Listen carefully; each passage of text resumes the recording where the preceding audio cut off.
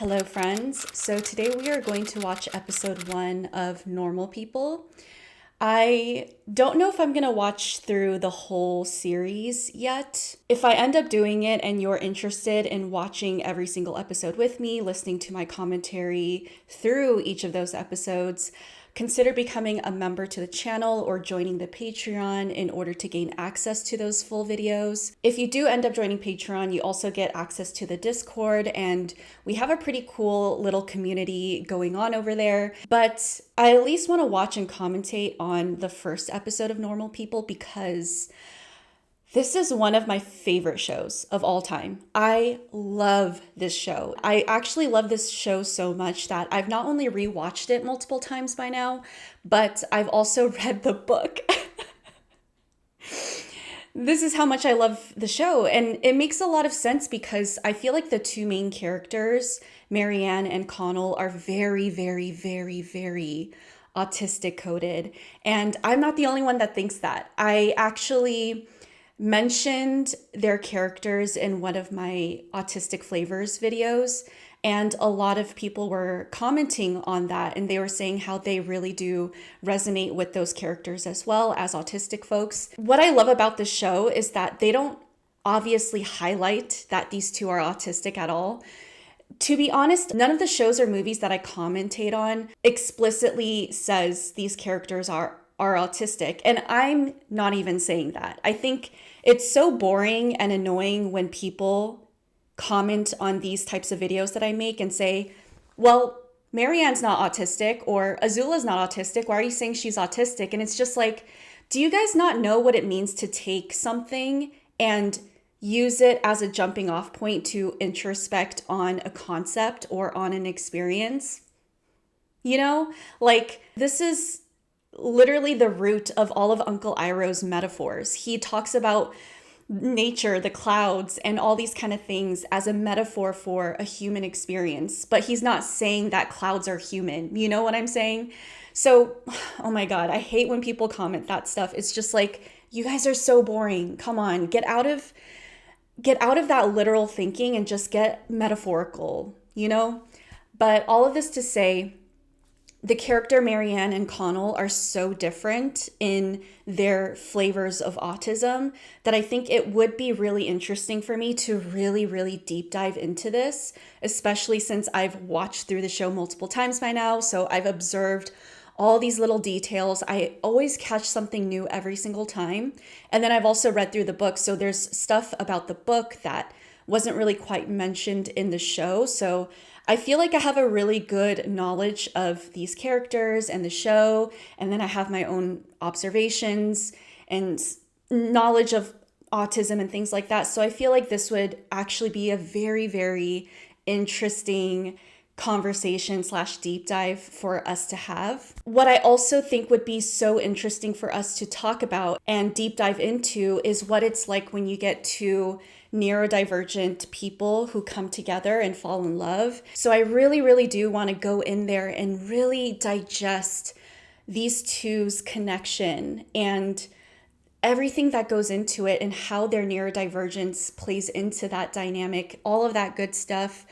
All of this to say, I'm so excited to do this because I really, really do think that watching this, commentating on it, will drum up a lot of juicy, juicy conversation. With that being said, let's just get into it.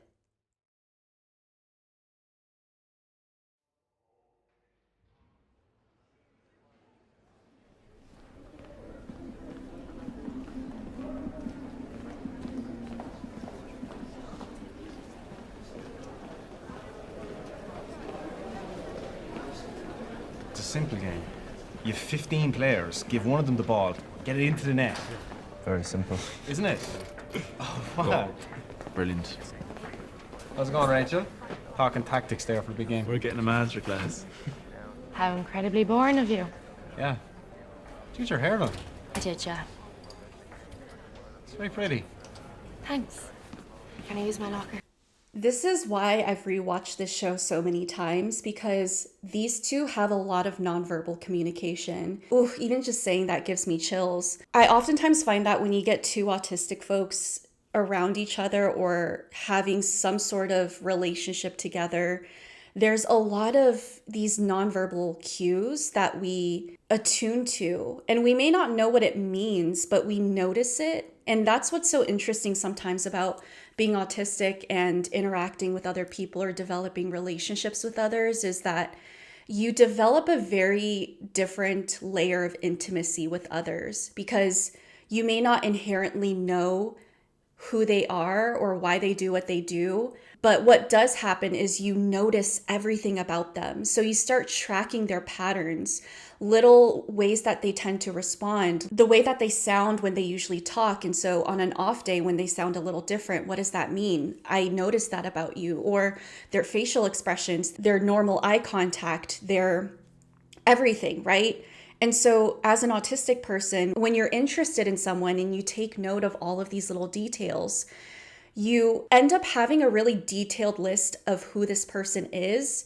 And so once you actually start getting to know them, you start attaching meanings to all of those objective observations that you've taken note of so far. And so what ends up happening is you very, very quickly start to understand this person so inherently and so profoundly that it's almost like you know them and understand them more than anyone else in their life. What I love so much about this show is that 𝗏𝐺𝐿 and 𝗪𝐼anne, they do this for each other, or they do this to each other because they love each other, and they do it subconsciously. They don't do it because they have to. They just do it because they actually like each other, take interest in each other. And so that's how their brain naturally works. They just track each other. When I rewatch the show again and again, those little details of eye contact, I missed the first time, maybe even the second time, but the third, fourth, fifth time, I start catching on to these things. And I'm like, okay, even in these little insignificant moments, they were tracking each other, but to other people around them, they wouldn't notice little details like that. But to them, it's a big deal. Like that little moment where when she walks in front of him to her locker, you could tell his attention was pulled completely away from the conversation he was in. And even though he wasn't directly looking at her, you could tell he was just paying attention to her existence in his vicinity. Another reason why I love the show so much is that I relate to 𝗏𝐺𝐿 and 𝗪𝐼anne in different ways. I think in general, I relate more to 𝗏𝐺𝐿. I'm a lot more introverted and I internally process a lot. If I were to put myself in his shoes and someone I was interested in walked near me and I had that moment where my attention is fully on them, even though I'm not directly looking at them and interacting with them, what tends to happen is all the voices that I was originally listening to from my friends or peers, they're gone. Like I'm not listening, I'm not paying attention. I'm tuning into this person and every little detail about them. How fast are they walking? What's their energy like right now? What's their smell? All these kind of things. And so even as 𝗪𝐼anne walks past him, I feel like she could attune to that too, because she could feel that subtle energy shift where his attention is for even just a second pulled away from his friends when she walks past him, because you could tell he was paying attention to her. And so she turns around and briefly looks at him because she also wants to, attune to his energy and what's going on with him. But the difference between 𝗏𝐺𝐿 and 𝗪𝐼anne is she's a lot more straightforward. So 𝗪𝐼anne is a lot more apt to confronting things head on, talking through things. And she doesn't really care about these social niceties or social norms as much as 𝗏𝐺𝐿 does. But I feel like 𝗏𝐺𝐿 is a lot more, I guess, intuitive and emotionally in tune. And so I think he has more of a propensity to mask, which I totally relate to in a sense, because I'm like that too. I'm very hyper attuned to people around me. And so I have a tendency to be like 𝗏𝐺𝐿, where I don't want to make people uncomfortable or trigger any red flags in others. So I tend to be a lot more inward. But all of this from this one little glance, and I hope I don't make this video too long, but this is how passionate I am about this show. Like all these little details, my autistic brain is just sucking it up, and it's like so juicy and yummy for me to mentally digest. Yeah. Did your hair look? I did, yeah. It's very pretty.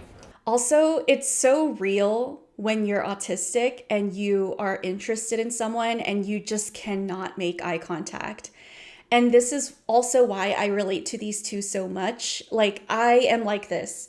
I joke about this pretty often, how as an autistic person, and I'm sure a lot of you could relate to this, when you like someone, you will have a harder time making eye contact with them more than anyone else. And we struggle with eye contact in general, but especially when you're interested in someone. It's just like, I don't know, as an autistic person, you're picking up on so much stimuli, so much information. So eye contact is just, it makes it that much more intense. And so it's kind of overwhelming and overstimulating. And so what I really relate to is that they have a lot of these moments where when one person looks at the other gets overstimulated and looks away. And then when they look back, the other person looks away. And so, yeah, it's just so relatable. I relate so much to that sort of relationship with eye contact.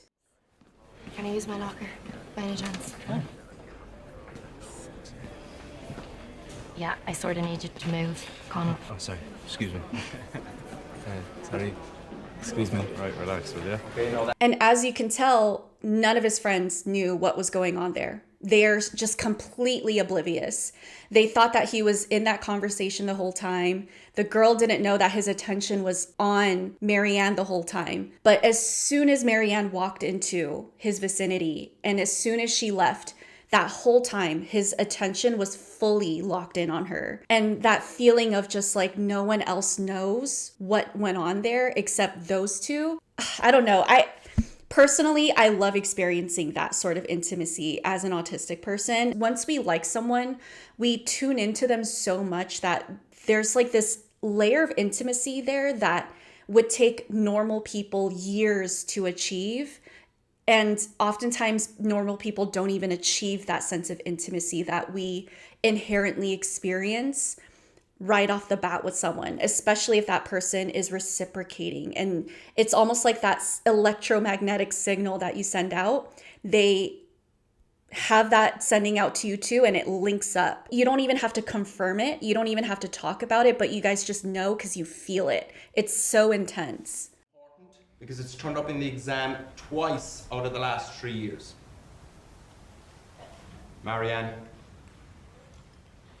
Yeah, something outside caught your attention. I suppose so. Eyes forward, okay? I wasn't aware my eye line fell under the jurisdiction of school rules. Here we go. Tried to impress your classmates. They don't look too impressed to me. I'm pretty sure I was just looking out the window. Come on, Sheridan. If you're staring out the window daydreaming. So Marianne in high school reminds me a lot of what I was like in high school. And what's so frustrating about being this type of person is that everyone thinks that you're just hard to talk to and you're very unpleasant to be around. Like anytime someone needs to say something to you, you have these like rough edges around you and you're always looking to fight. But in reality, what it feels like to be this type of person is you're just doing your own thing, and it always feels like people are just picking on you for no reason. And it's not just that you're being singled out. It's these moments where other people are also doing things that are not really acceptable, but they don't really get called out for it because they socially fit in more and they're less easy to pick on. And so when you're an easy target and you respond in these socially unacceptable ways, it makes you an easier target, because when someone picks on you and you respond in that way, then that person is able to turn around and be like, see, Irene is an asshole, right? Irene's the problem, right? Or see, you guys, Marianne's doing it again. She's being combative. She's being hard to work with. When in reality, all she was doing was sitting there, paying attention and looking outside and just stimming, right? Visually stimulating herself with looking at the trees. And as a neurodivergent person, as an autistic person, that allows us to actually focus a lot better on the verbal information than if we were just sitting there completely still and staring at the teacher. In these moments, people would automatically laugh and be like, oh, here we go again. But as you can tell, Conal tunes in deeper underneath that layer. What he's probably thinking is, oh, the teacher pointed out that she was looking out the window. So she was looking out the window. I wonder what she was thinking about. Was she listening to what he was saying, or was her mind going somewhere else and thinking about other things? And if she was thinking about other things, I wonder what she was thinking about right now. So that makes me wonder what's important to her. You're not learning, are you, Marianne? Don't delude yourself. I have nothing to learn from you. Okay, in that case, principal's office. Yeah, I might go there. Or I might just head home. It's not really your business what I do, is it? Don't worry, sir. She's a psycho to everybody. I think also a part of developing crushes as an autistic person is that it doesn't start off necessarily romantic. I feel like oftentimes when I think about normal non-autistic people developing crushes, there's always a very specific hook.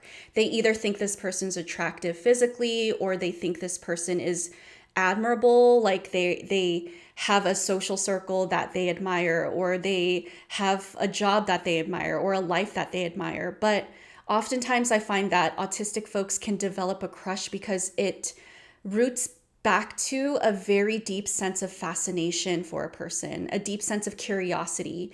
And oftentimes that curiosity stems from knowing that this person isn't like other people. And I know we oftentimes joke about this and we make fun of it, like, oh, I'm so different, I'm not like other people, in a society where everyone's trying really, really hard to seem original and things like that.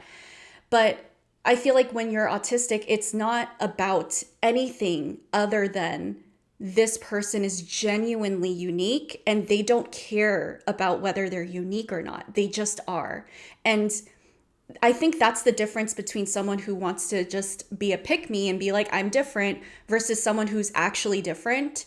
Is oftentimes the person who's actually different, which is the autistic person versus the pick-me person.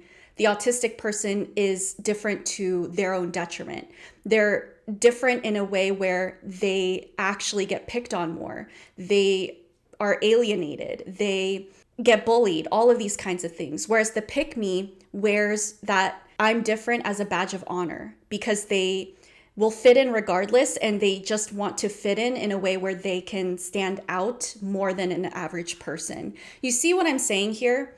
And so oftentimes when an autistic person develops a crush on someone because they notice that this person is different than others, it's because it stems from a feeling of kinship. Like, I resonate with you in a way that's so deep and inherent that I feel so much less alone just knowing that you're here, just knowing that there's someone like you out there. And I think a part of that fascination is wanting to learn more and more about this person. And I feel like autistic folks are curious in general because we always have to almost deconstruct other people and observe them all the time. But it's so stimulating on another level when you find someone that's actually different and is actually unique, and you want to just not only digest them, but go down several layers into all of these other aspects of them. You just want to learn more and more. It's like the difference between eating a normal meal and eating your comfort food. Like, your comfort food will fulfill you on almost like a cellular soul level, rather than just being something that sustains your body. And so I feel like Connell really, really admires Marianne because not only does he relate to her and how she's different from everyone else, but he also admires that she wears that differently than he does. So a big difference between Connell and Marianne is that he will try his best to mask, whereas she doesn't even put that effort to mask. She is just herself unapologetically. You either love her or you hate her. And even if everyone around her hates her and gives her shit, she's just going to be herself anyways. She is 100% herself. She's authentic.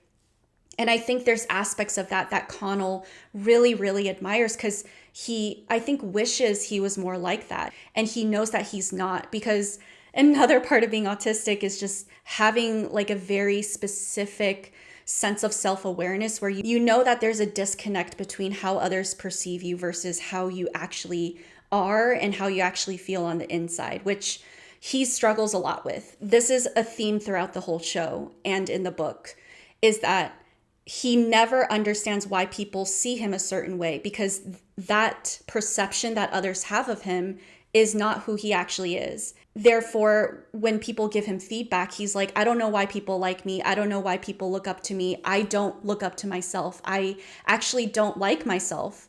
And he has very low self-esteem, and it's because he masks so much. That's what happens when you mask, is you inherently feel like you're not good enough, which is why you're covering it up and acting like someone else.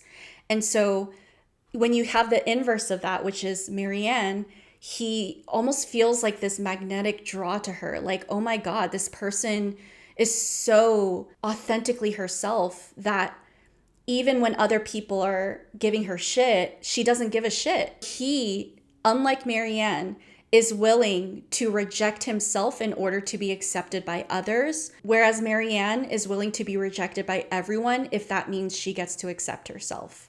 And that's why their love is so profound. And you could even see it in his eyes right there. The teacher looked at her with a sense of aggression, like, how dare you talk to me that way? Whereas Connell, you could almost see like a glimmer in his eyes, like he's smiling with his eyes because he's genuinely admiring her.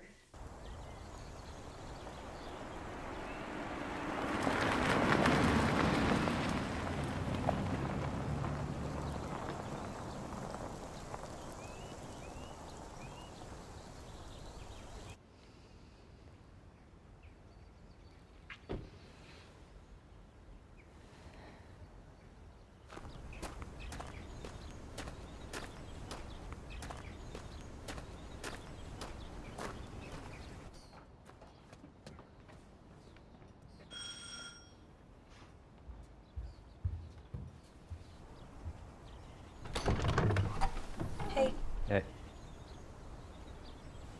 come on in. Your mum's in the kitchen.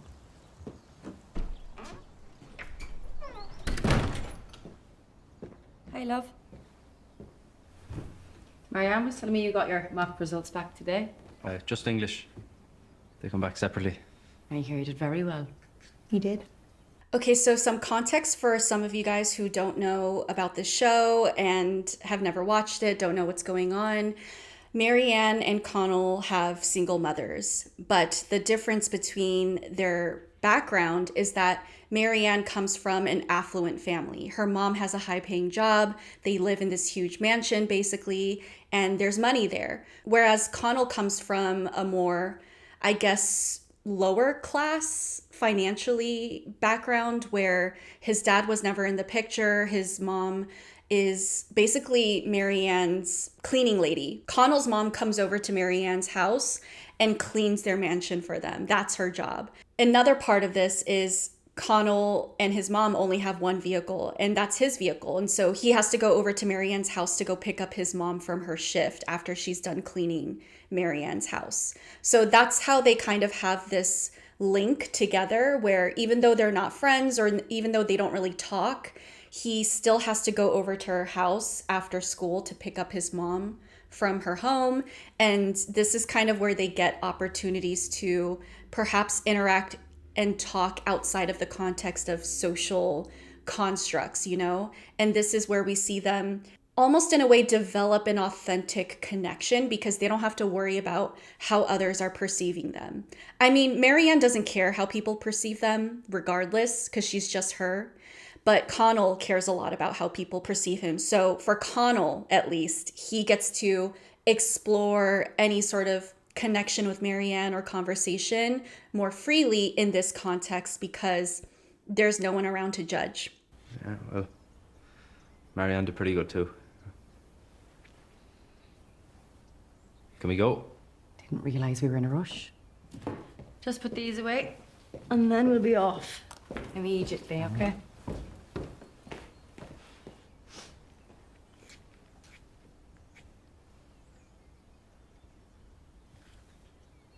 Do you want some? No, thanks.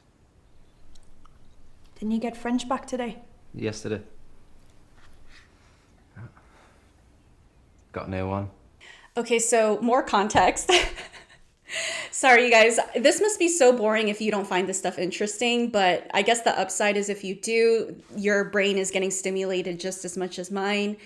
Context for this is both of them are very, very, very smart, except the difference is people don't see Connell as a smart person because he's a jock, he's athletic, he's popular. And so I feel like people don't really know that he's just naturally a very, very intellectual person. And he doesn't highlight that about himself. So Connell's whole thing is that he hides as much as possible. He not only hides who he is, but he tries to hide himself as much as possible in general. And this includes his intellect, because he doesn't want to stand out, even if standing out is in a good way. So this is the difference between someone who just wants to be different, to be cooler and to be admired. Connell genuinely doesn't want to be perceived. Like if he had a choice, he just wants to disappear. And you wouldn't think that because he's attractive. You know, a lot of people would like him. And so that's also going into the social deficit. Oftentimes when you get an autistic person that's naturally attractive, all these kind of things, people would assume all of these reasons why you are the way you are, when in reality, like, you genuinely don't care and you just want to like be left alone and not be perceived, which is Connell. Marianne is so smart and she wears that as pride. You know, she likes this about herself. She likes her mind. She likes how sharp she is.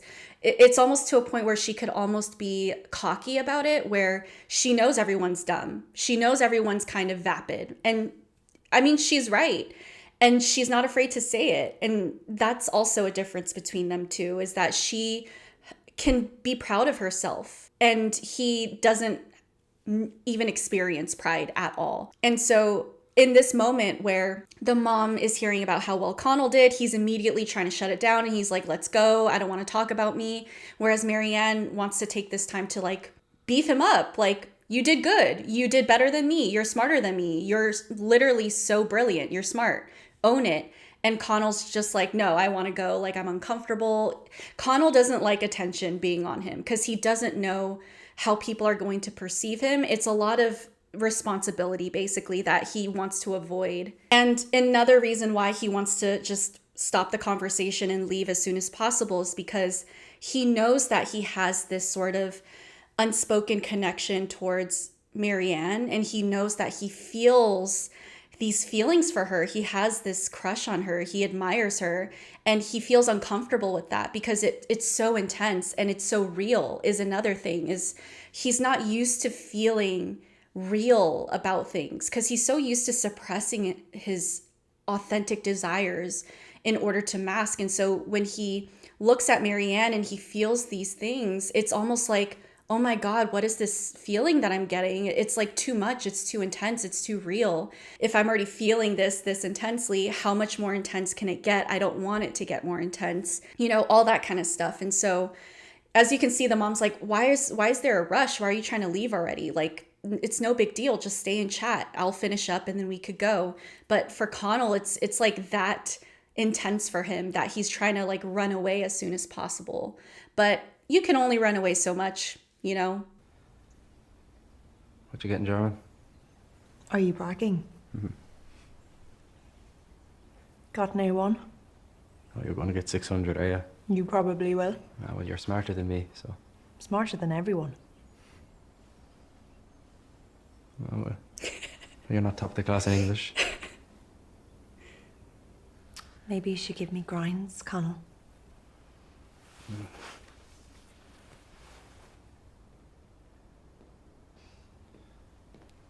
So as you can see, even when he's not trying, his authentic self comes out around her. So right there, what just happened is he just started bantering with her in ways that he never does with anyone else. Like, he never banters with them, but he just can't help it with her because it's so natural for them. Like, she just brings it out of him. And another aspect of it is he has fun. He has fun bantering with her. And you could tell, like, before he even has a chance to think about what he's gonna say, he just says what he wants to say. And that's the difference between when he interacts and converses with Marianne versus anyone else, is that he actually shows up as his authentic self when he's talking to her. and he doesn't have to think about it. And I think that scares him. As you could tell, very quickly, he just shies away. And basically the whole book or the whole show is him building up tolerance and capacity to just show up as himself, meet her there, and not shy away from that. Good to go? Yeah. Bye. Thanks for everything, Lorraine. Tell your mum I'll clean upstairs tomorrow.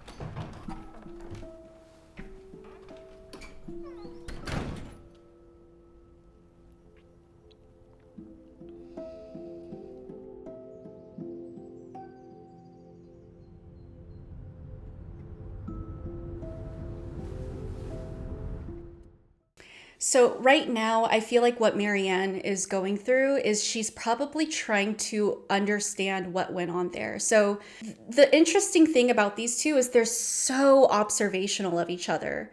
It's just Connell is harder to read because he's so internalized, whereas 𝗪ianne, she will always show you what she's thinking and feeling, always. So you don't have to guess with her. And so in that banter, they were having a lot of fun and she was having fun. And when he immediately shied away and stopped talking and kind of shut down, you could tell she tuned into it right away. And you could tell she backed off. Like, she didn't keep pushing. She just stopped and she was staring at him because she was observing, like, oh, what went on? Why did he switch energy so quickly? And you could tell even now she's trying to process, like, why did he shut down there? Did I say something? Did I push him too far? Like, what's going on there? If I said something that made him shut down, what about what I said pushed him too far? And why did it push him too far? That's what's going through her head right now. You know, most people will just get over these moments immediately or pretty soon after it happens and just move on with their lives. But I oftentimes find that for autistic folks, we get really, really stuck on these small little things because we're trying to understand it. And it's times 10 when you like someone. Like, we already do this for normal interactions, but when you like someone, it's like she will probably think about that for hours for the rest of the day, into the next day, probably for the rest of the week until she figures it out or finds the answer. This is why they end up developing a sense of understanding towards each other without even needing to say anything. It's because of the power of observation and tuning into each other in this sort of way. But with that being said, y'all, I hope you guys found my commentary and my read on these two characters interesting, the dynamics of autistic folks, nonverbal communication, romance, all that kind of stuff. Stay regulated, and I will see you guys on the next one. Take care.